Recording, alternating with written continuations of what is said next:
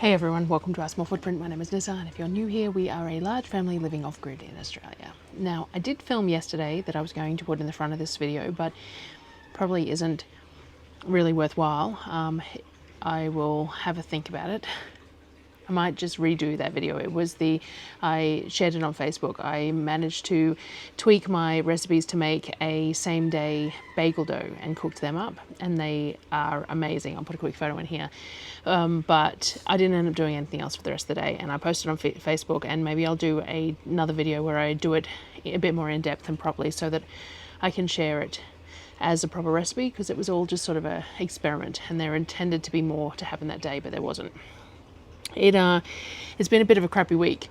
Darryl has had to go into Toowoomba or Goondiwindi 3 days running, and of course, because it's an hour to an hour and a half each way to those places, he ends up being gone for most of the day. So I've been stuck home trying to carry everything without him here, but also try and get the school work done, and it's all just been a bit rough this week. It's been a bit rough this year, honestly. I was talking to Mum about that anyway, and we might have a squirrel about that on the squirrel video. But for the moment, I discovered while figuring out what to have for dinner last night that all 3 pork roasts in the fridge need sorting out.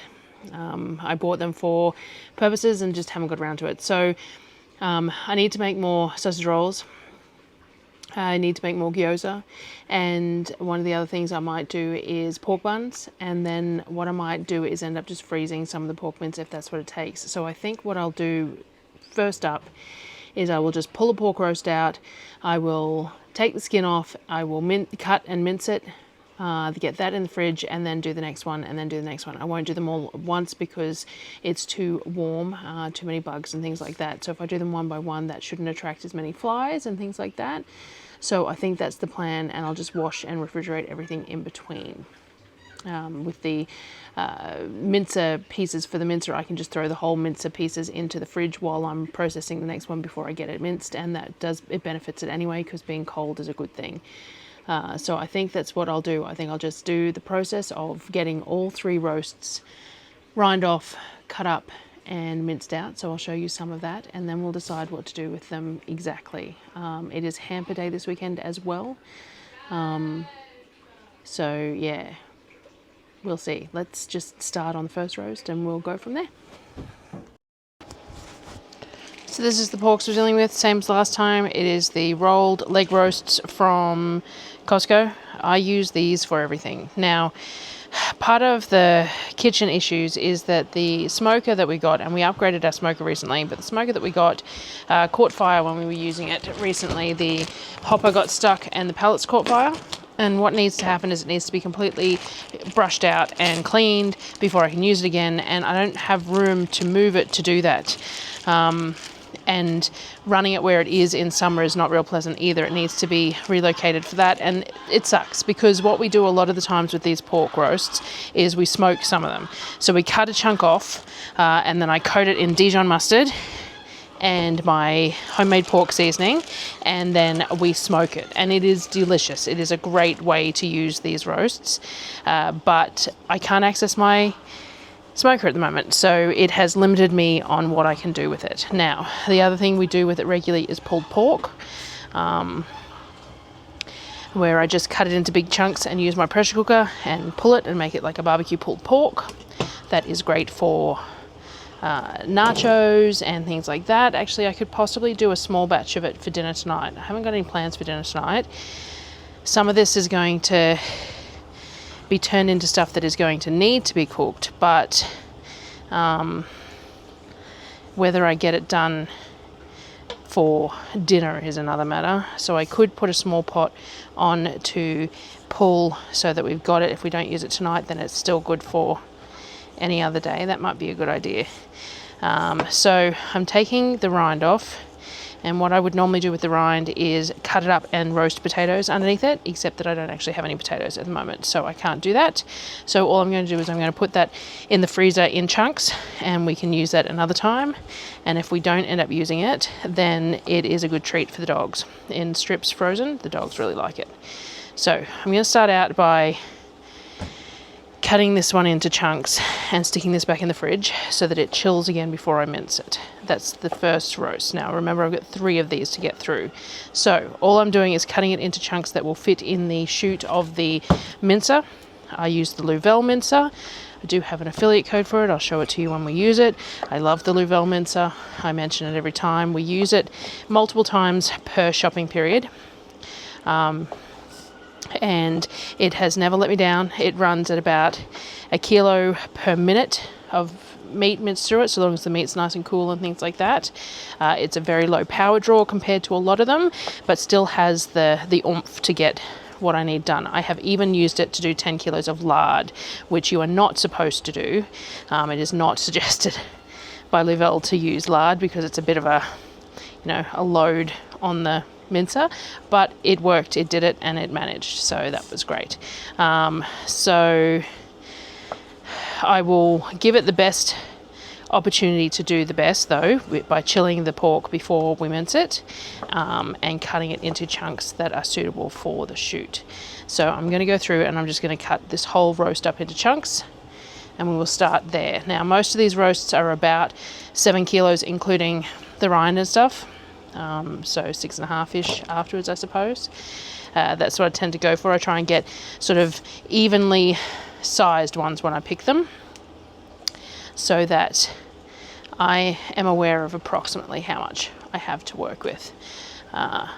So we will end up with around about 20 to 22 kilos of pork once I have got all of them cut and separated and deciding what we're doing with it. And this is our pork for the month, generally speaking. I generally buy anywhere from 2 to 5, depending on what plans I have and how much space I have.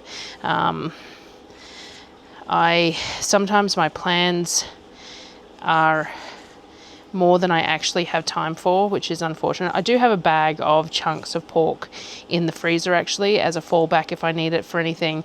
It can be thrown in the pressure cooker straight from frozen, which is fantastic. And that was obviously 1 month when I bought the pork with intent, and then it was too close to needing to be used and I didn't have time to do it, so I cut it up and threw it in the freezer. And it happens occasionally. I don't do it often because I tend to forget it's in there. I'm not real great with frozen meat. Like, I much prefer to have fresh or prepared type stuff, but grabbing stuff that's frozen that I have to then cook, I tend to forget. And the issue with the pork that I did it with was that I did it in a big gallon Ziploc bag, and it's frozen in the shape of whatever the Ziploc bag was pushed into to be in the freezer, and I don't think it'll fit in my pressure cooker as is. I think that it'll be too big, and I may have to let it defrost slightly to pull it apart before I'm able to pressure cook it. I think that's turned me off every time I've looked at it. So we'll see. Anyway, just going to get all this cut up, and then I'm going to put in the fridge. I'll bring it back. I just thought about it then. I've been getting lots of comments on my videos again lately about my breathing. I am pretty worn out at the moment. I am burning the candle at both ends and my health is not great, but I do believe that most of the breathing that you hear is not being out of breath, because I do talk pretty fast, and so I do sometimes take some big gulping breaths because I get carried away. But in general, it's not an issue. I think most of it is just that where I'm pointed, which I've just thought about then, and I'm probably doing the same thing here because the mic is almost directly under where my mouth is pointed because I'm looking down at the boardwalk cutting. So I mention it on a regular basis because people comment, but I do need to figure out somewhere different to point my mic when I'm doing this sort of thing, I think. We know it picks up sound well because, all the screaming of the children in the pool was picked up really well in the last video, and that was a significant distance away.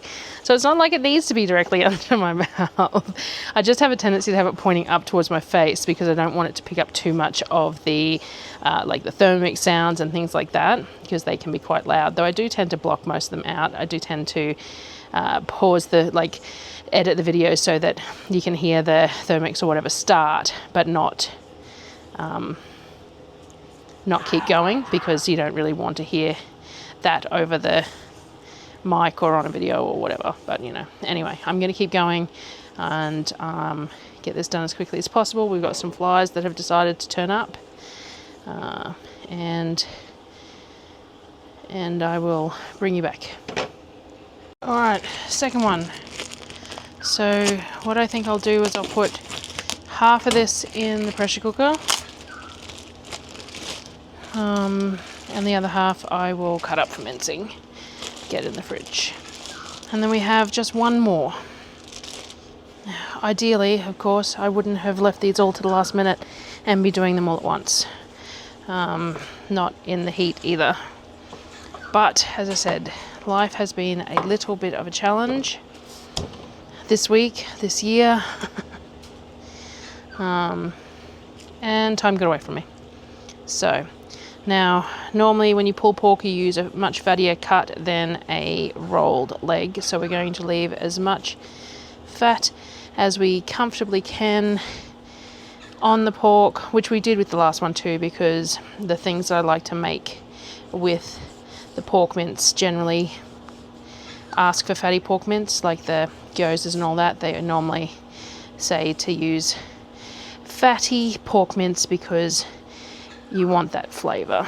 So we're just going to slice this off as close to the skin as possible. Nice sharp knife makes this doable,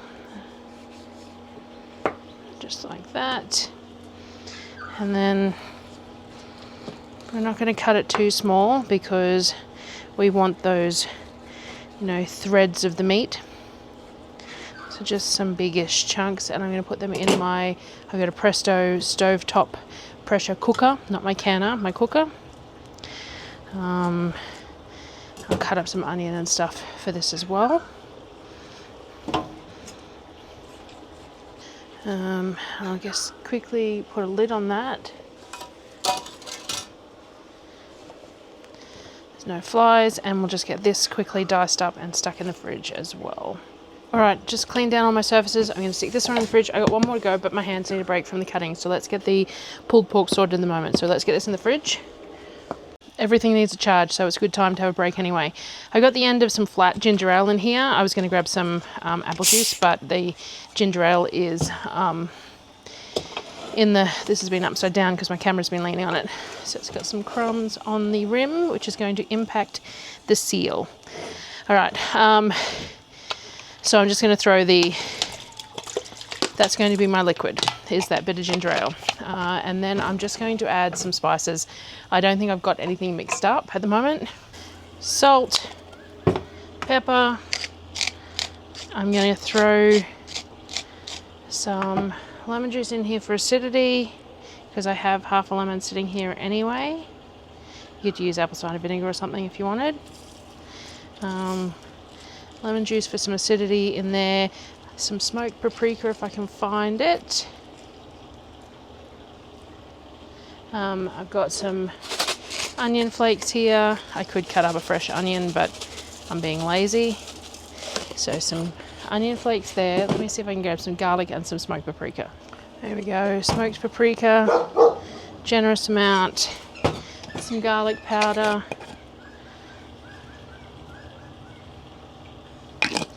And I did use that ginger ale, but it was sugar-free ginger ale, so I'm just going to put a little bit of raw sugar in there for caramelization. And then I'm just going to mix this up and get it going. Just get some of the spices moistened, and then it will create its own juices. So that's all we're doing.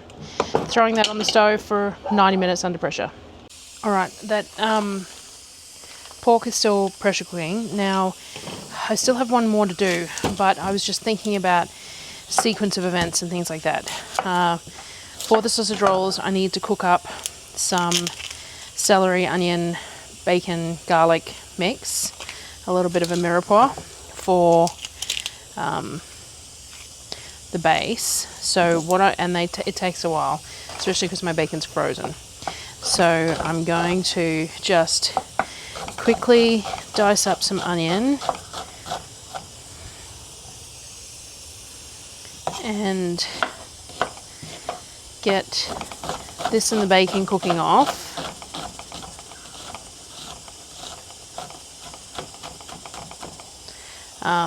Along with some celery, which I'll have to grab out of the fridge. I missed it.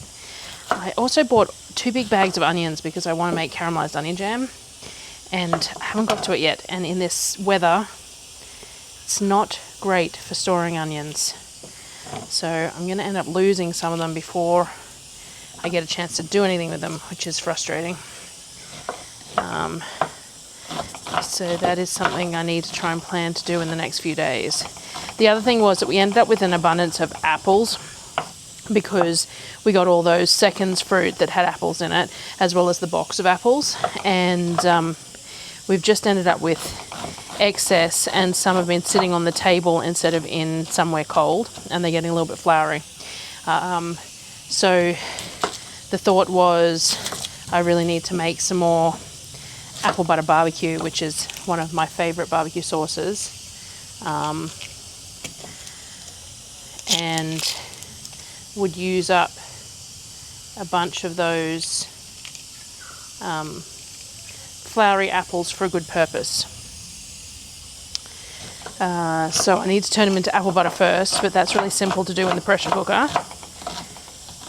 And then turn them into barbecue sauce. So that's on the cards for next week as well.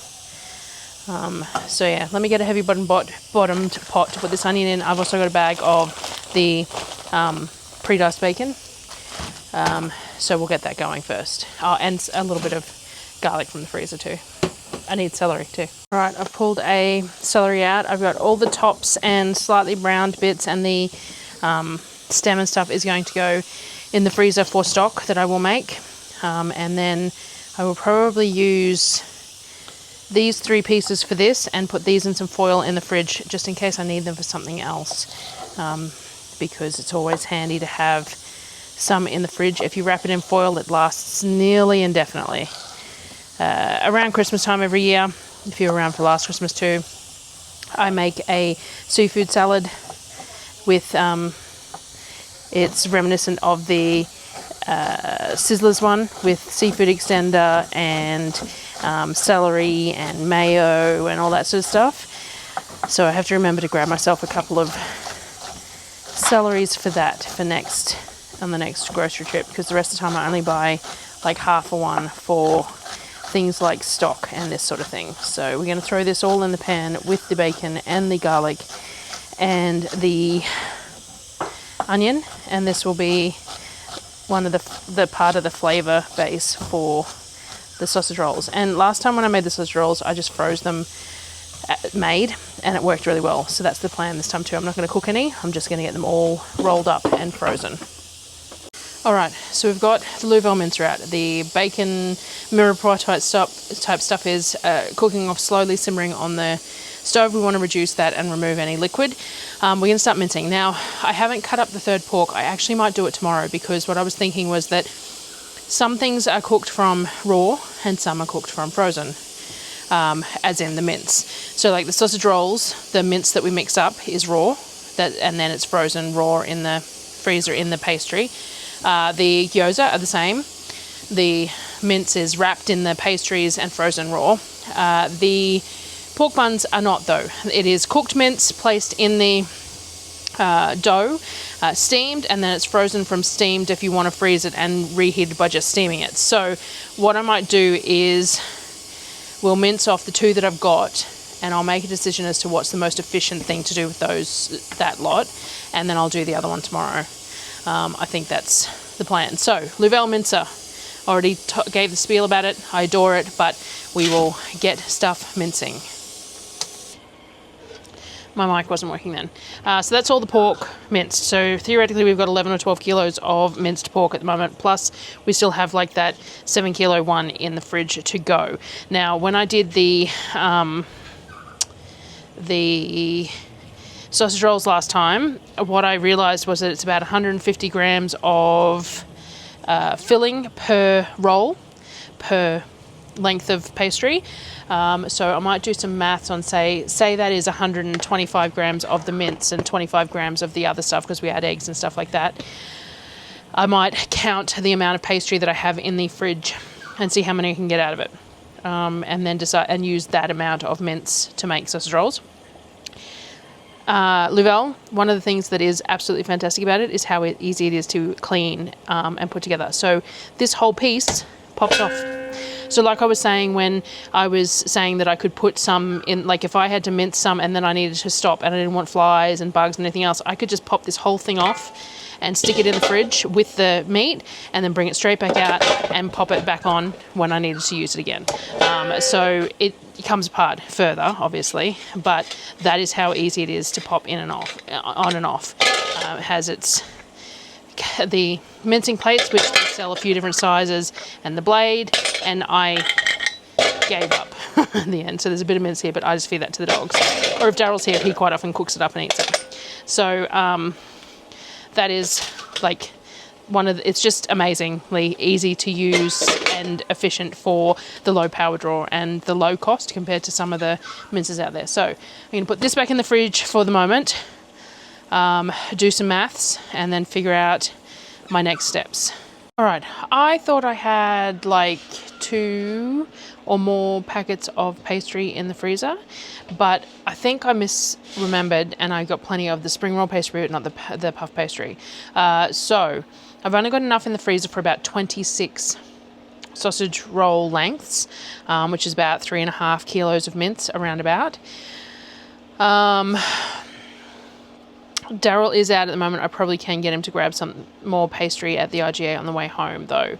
It might be worth it because remember I've got that 11 to 12 kilos of mince there, plus I've got another roast that needs to be sorted. So the other thing was the pork finished and came down off pressure. I haven't checked it yet. Let's make sure it's pullable.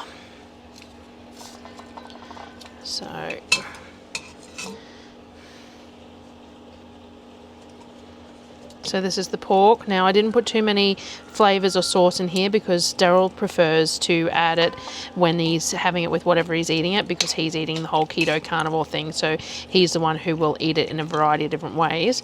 So there you go. So it all just falling apart. Perfect. So I'm just going to put the lid back on that for the moment. It can sit in its own juices and absorb until I'm ready to use it.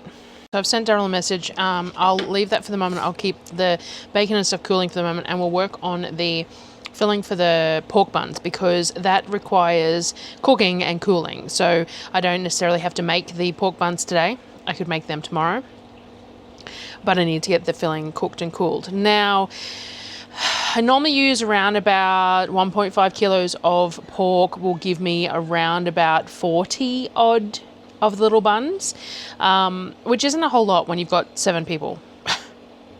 So we might look at doubling that. We could triple it. We are going to freeze some of them. And we've got plenty of pork mince, and I'm not sure what else I'm doing with it. So we might triple it. We might go 4.5 kilos of pork. So I'm going to grab that out first. All right. So first thing we're going to do is we're going to add about, I don't know, 1/2 to 3/4 of a cup of water. And we're going to just massage that into the pork mince. Probably not as necessary because it was home ground pork, a bit different than store-bought, but it's a texture thing. All right, so we're going to let that just stir that in until it's incorporated in the meat. It's not in the bottom of the bowl anymore. Okay, next step. All right, next thing I'm going to do is I'm going to dice up some onion. Running out of room as per usual. And I have a fly harassing me. So I'm going to cut up, say, 3 or 4 onions, dice them fairly nice and fine, and we're going to start these cooking off while that's absorbing that water. Wondering if the pan I picked is going to be big enough. We shall see. So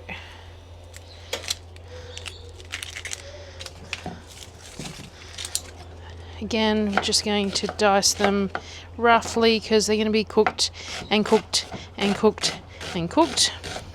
The whole, you know, frying and then steaming and all the rest of it. So we're just dicing them up. I suppose I could have used my Thermomix for this, to be honest. I didn't think about it, and now it's too much hassle. I am lucky that my knife skills are pretty good, so sometimes doing them by hand is almost as quick as the effort of getting a food processor or whatever out, or washing a bowl. So, as I said, the temperatures are not loving my onions, which is really sad because I bought 2 big bags of them because I really want to make some caramelised onion jam.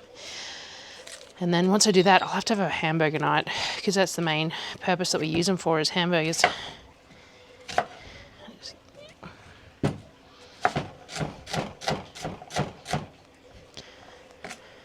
But again, it's a bit like a lot of things. It's nice spread on so many things that I never used to think about. Caramelised onion jam spread on wraps when you're eating them just with ham and salad, or on a toasted sandwich when you're having like BLTs with the caramelised onion jam is really good. So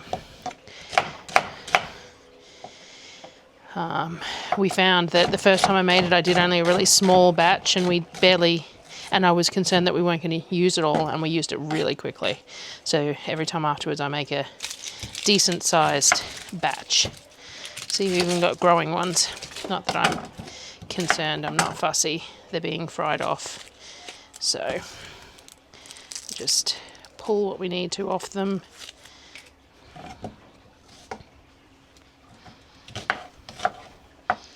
And I'm going to grab the ginger and garlic mix out as well to add to this.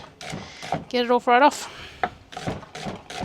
Alright, I've got the onions in here, low heat, we're going to cook them off. Now I've got this ginger garlic mix, and I'm going to do really quite generous. 1, 2, 3, 4, 5 heaped spoonfuls.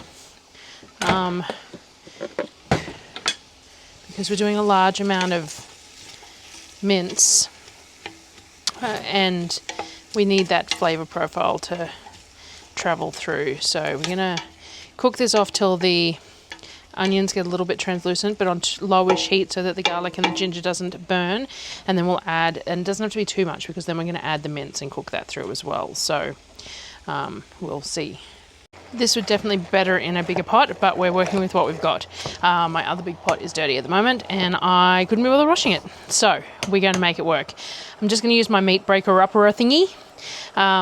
And as the bottom cooks, I'm going to flip it over and turn it around so that we get some chunks of pork, and it's all sort of mostly cooked. It doesn't have to be completely cooked yet, but we're going to get some colour on it and some texture to it, so it's going to hold its shape a little bit better.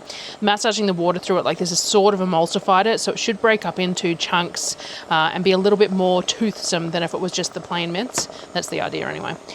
So I'll just cook this off, and then we'll move to adding our seasonings. Okay, so the pork is mostly cooked off. While that's been doing, I've been mixing up a little bit of a sauce. So we've got sort of like 3/4 cup of hoisin sauce, 1/2 cup of oyster sauce, 1/2 cup of Shaoxing wine, some dark soy sauce, some standard soy sauce. I put some miso paste in it because most of these recipes have like a fermented bean paste in it, and I don't have any fermented bean paste, so I used some miso for that extra hit of umami. Salt, but no salt, just pepper, a bit of sugar, and a bit of sesame oil. All just blended up into a sauce, and I'm going to throw this into the pork and cook this down a little bit, see how much liquid we've got, and then I'll add a cornstarch slurry as well to that. So the pork is pretty much done. It's there's a few pink bits in here, but that's fine because we're still cooking it. But it's breaking up into chunks, and it's mostly cooked. So we're going to add the sauce in.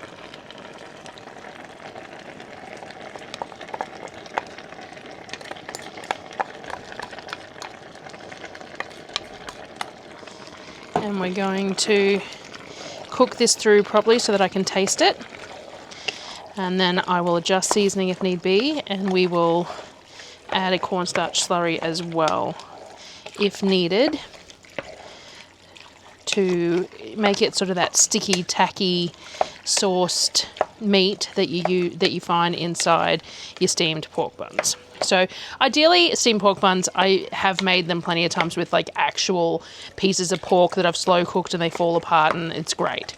But this is the cheapest way to buy pork. So I have adapted over the time to make just about everything that I like using the pork mince instead of actual pieces of pork, because it's just so much cheaper. It's only $6.99 a kilo. And the versatility of this cut, like I've got pulled pork, I've got this barbecue steamed bun pork, I'm making sausage rolls, I'm making gyoza, I make meatballs, I make zuppa toscana soups, all those sorts of things with this one cut of pork. It just works so very well. So I'm going to cook this off for a bit, bring it up to a simmer, cook some of the liquid down, give it a taste, and then I'll reassess. Alright, so I tasted this and it wasn't quite what I wanted, so I added a little bit of the ABC, the sweet soy sauce, to it, just to give it a bit more colour and stuff too. It's pretty close. Now, need to do a cornstarch slurry. So, I need to add some cornstarch to some water. Now, the thing is that my oyster sauce and hoisin sauce were pretty much empty, but not quite. So I'm going to use this. It's probably a bit more water than I really need to add, but we will make it work. But just to make sure we get the ends of this flavour. All right, so I've got that. I'm going to add some cornstarch. So we want about, I don't know, 3 tablespoons full for this amount of sauce. We'll see how we go. 1, 2. Now mixing it into a slurry of water will make it easier to blend it into the pork. So we're just going to blend it into this water sauce mix, just like that. And now it shouldn't go clumpy. So now we've got this, it's simmering a bit hard. I'm going to turn that down just slightly. And as we agitate, I'm going to add this slurry in. And if I have to add a bit more, I'll take some liquid from this to make the slurry out of, so I'm not adding even more liquid. But we want it saucy, thick but saucy, because the insides of those buns are supposed to be really rich and decadent. So this is looking like a good colour. I'm liking the way the mince has some organic style sizes and shapes. Now we're just going to let that cornstarch do its thing and thicken right up. Taste it one more time, and then I'm going to find a container for it and put it in the fridge, because you can't do the buns until it's cold anyway. So that's why I have no idea what the time is. My watch, the pin on my watch broke, and luckily I just ordered a new band because I wanted a spare one so I could wash the other one. And Darryl's picking it up at the post office while he's out today, but I don't have my watch on, so I keep losing track of what time it is. But anyway, it's late, and so this is going to cool overnight, or for an extra day. I could leave it for an extra day if I need to, because now that it's cooked, it's got 3 to 5 days of time in the fridge before it needs to anything to be done with it. So I will get it thickened up. I think I'm going to need a bit more cornstarch. I'm going to bring it back up to a simmer first and see what it does, and then it'll go in the fridge and chill, and then I'll bring you back when I'm doing the buns. So I make the dough and make the buns, and we'll steam them as a meal, and the extras will go in the freezer. Now, the sucky part about these is that they do have to be cooked before frozen. You can't freeze them uncooked, as far as I'm aware. I might do some research on that, because steaming them's arduous. I don't have a bamboo steamer. I used to have a bamboo steamer, but the problem is that in our weather, our temperature, our dirt and humidity and everything else, they just go moldy. So I just use the steamer that I use for like veggies and stuff. And I just can't do very many at a time. So but we'll make it work. This is definitely going to need some more cornstarch. We need this to be thick and gloopy. So as I said, I'm working on notes that I've got that I've made it before, but this is a lot more quantity than I have made, so I'm just sort of winging it. So I'm going to add a bit more cornstarch. I'll bring it back when I think it's done. All right, I'm pretty happy with that. It's still pretty liquidy, but it's going to thicken up when it chills. And you want some sauce. Like when you bite into those steamed buns, you want some sauce. Worst comes to worst, I skim some off when I have a look at how it chills, like if there's a layer of it on top. But I don't want to add too much cornstarch because then you can get that really weird texture to it, so I don't want to overdo it. So I'm going to leave it like that and see how it cools. It tastes good, and that's the main thing. So that one's done. Last thing I'm going to get done today, I'm not going to get the it is 4:45. I'm not going to get the pastry filled, but I am going to mix up the mince and stuff, so I don't have to worry about doing that tomorrow. All I have to do is soften the pastry and fill them. So we're going to go with about 6 kilos of mince for this one. So that is 2.5 kilos. These scales only go to 5, so apparently that is about 5 kilos. So should we just... That's a hard one. So it's about 5 kilos. What is this about? About 1 kilo maybe? So I'm just going to do it all. This should be... It's probably just over 6 kilos, which is fine. All right. Next thing, again, always a space issue. We've got all the bacon, onion, garlic, everything that I cooked up, which I probably should have done more for the amount that I ended up planning on doing, but that's fine. So that's all to be mixed through that. We're also going to add some breadcrumbs, so let me grab a few extra things.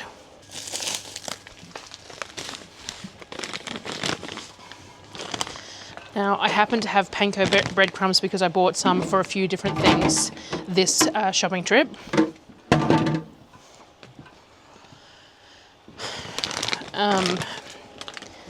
Normally I would use bread that someone didn't eat as a to make breadcrumbs out of, but I've got panko, so I'm going to use them. So I want around about 75 grams per kilo. So what's that? 450 grams of breadcrumbs. Which will probably be, yeah, this is about 410, which we will take. I'm not opening, I do have a second bag, but I'm not opening a second bag. It will be fine. All right, so we're doing that. We're going to do some eggs. We'll do about, we got some various sizes. We got some little blue ones and some brown ones. So we'll do about a dozen. As always, single cracks before adding it to the food so that you don't risk getting an egg that you don't want to add to your food and wasting it when you have your own chickens, especially with the temperatures what they are during the day, because we move the eggs into the fridge over summer. We haven't done it yet, and so it means that the eggs regularly continue to develop on the bench because it's warm enough. Like, you know, you only incubate them at 37.5 and we're getting temperatures up 35, 36. So they're not going to successfully hatch, but they definitely continue to develop. So what's that? 2, 4, 6, 7, 8, 11,